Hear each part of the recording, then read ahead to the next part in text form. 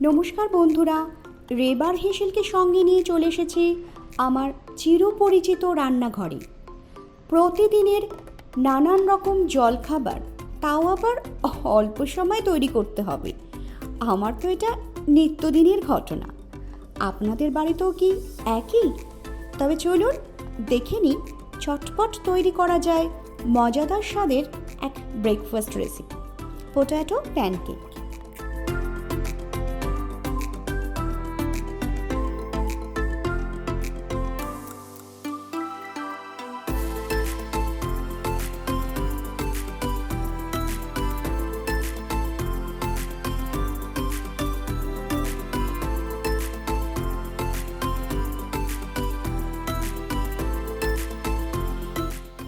এখানে আমি 3টে একটু বড় সাইজের আলু নিয়েছি এবং আলুগুলো ধুয়ে প্রথমেই আলুর খোসাগুলো আগে ছাড়িয়ে নিচ্ছি।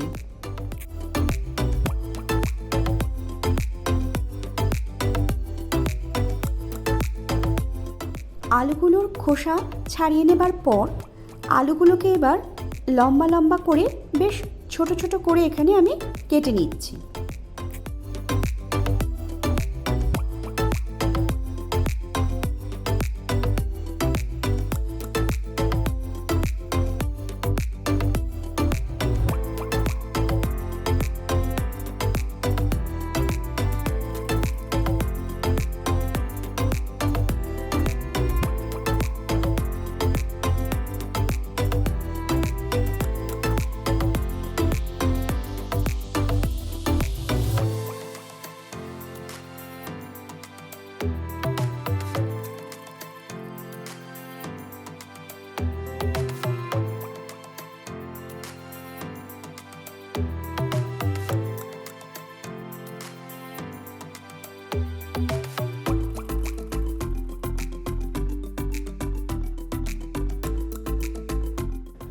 আলুগুলো কেটে নেবার পর এখানে আমি পেঁয়াজগুলোকে কেটে নিচ্ছি। এখানে 3টে পেঁয়াজকে খুব ঝিরিঝিরি করে অর্থাৎ সরু সরু করে কেটে নিতে হবে।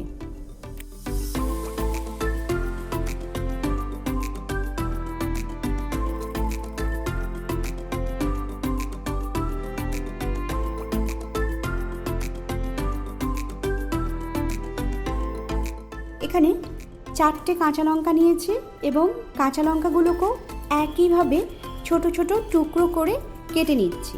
তোমরা তোমাদের ঝালটা নিজেদের পছন্দ অনুযায়ী কাঁচা লঙ্কাকে বাড়াতে বা কমাতে পারো। সব শেষে কেটে নিচ্ছি ধনেপাতা। এখানে আমি মোটামুটি 1 মুঠো মতন ধনেপাতা কেটে নেব এবং ধনেপাতাগুলোকেও খুব ছোট ছোট টুকরো করে কেটে নিচ্ছি।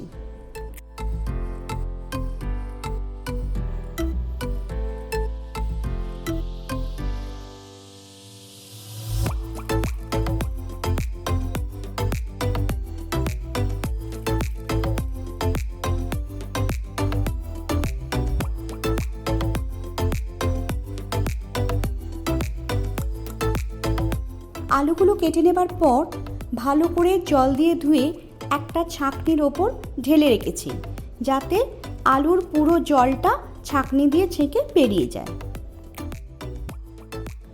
গ্যাস অন করে একটা ফ্রাইং প্যান গ্যাসের উপর বসিয়ে দিয়েছি। প্যানের মধ্যে দিয়ে দিচ্ছি 1 টেবিল চামচ রিফাইন্ড অয়েল। এবার তেলটা একটু হালকা করে গরম করে নিচ্ছি। তেল গরম হয়ে গেলে তারপর দিয়ে দিচ্ছি কেটে রাখা আলুগুলো।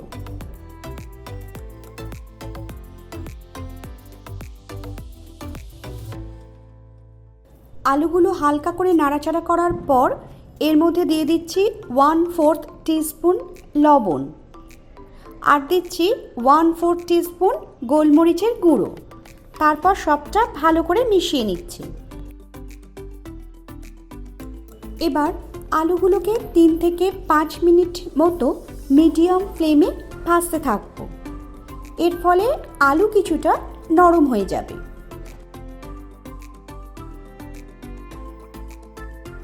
আলু ভাজা হয়ে গেলে গ্যাস অফ করে দিলাম আর ভাজা আলুগুলোকেও এইভাবে রেখে একটু ঠান্ডা করে নিচ্ছি। এখানে 3টে ডিম নিয়েছি আর নিয়েছি একটা বোল। এবার এই বোলের মধ্যে 3টে ডিম ফাটিয়ে রেখে দিচ্ছি।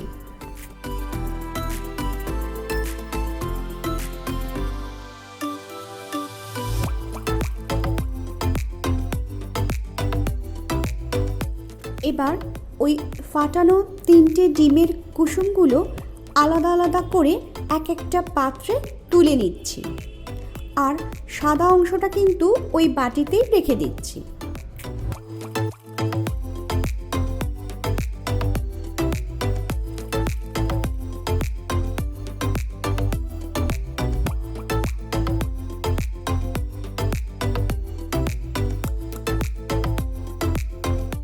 এবার একটা বোলের মধ্যে প্রথমে দিয়ে দিচ্ছি ডিমের সাদা অংশটা, তারপর একে একে দিয়ে দিচ্ছি ভেজে রাখা আলু। সমস্ত আলুটা আমি ডিমের সাদা অংশের মধ্যে দিয়ে দিচ্ছি।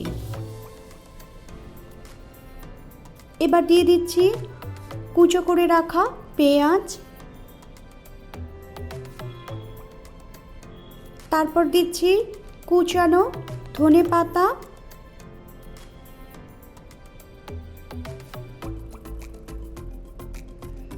আর দিচ্ছি টুকরো করে রাখা কাঁচা লঙ্কা।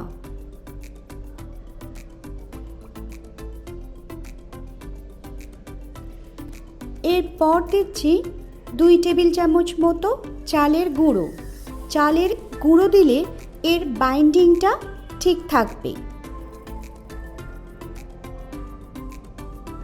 সব শেষে দিয়ে দিচ্ছি পরিমাণ মতো লবণ। এবার সব কিছু ভালো করে মিশিয়ে নিতে হবে।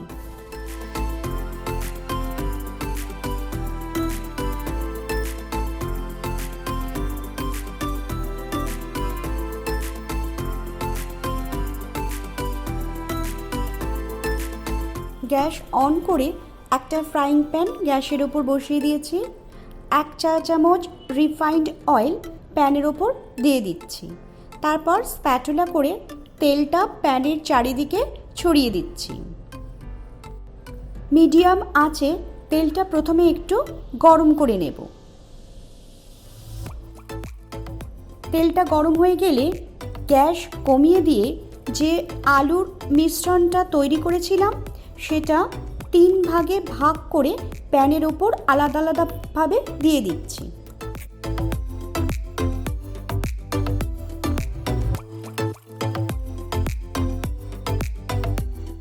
আলুর মিশ্রণটা হাতা দিয়ে চারিদিকে সমানভাবে ছড়িয়ে দিচ্ছি, যাতে এর থিকনেসটা সব দিকে সমান হয়।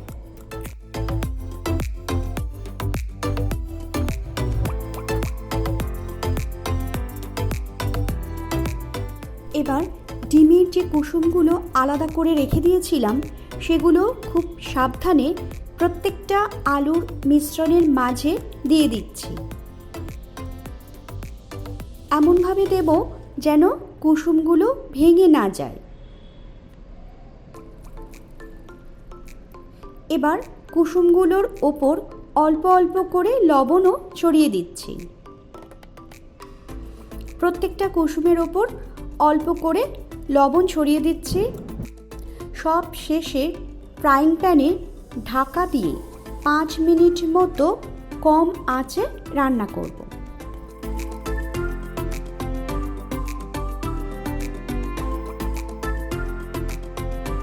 5 মিনিট বাদে ঢাকা খুলে দেখে নিচ্ছি। দারুণ স্বাদের চটজলদি এই ব্রেকফাস্ট রেসিপি কিন্তু একদম তৈরি হয়ে গেছে। তাই সার্ভ করার জন্য ফ্রাইং প্যান থেকে তুলে অন্য একটা পাত্রে তুলে নিচ্ছি।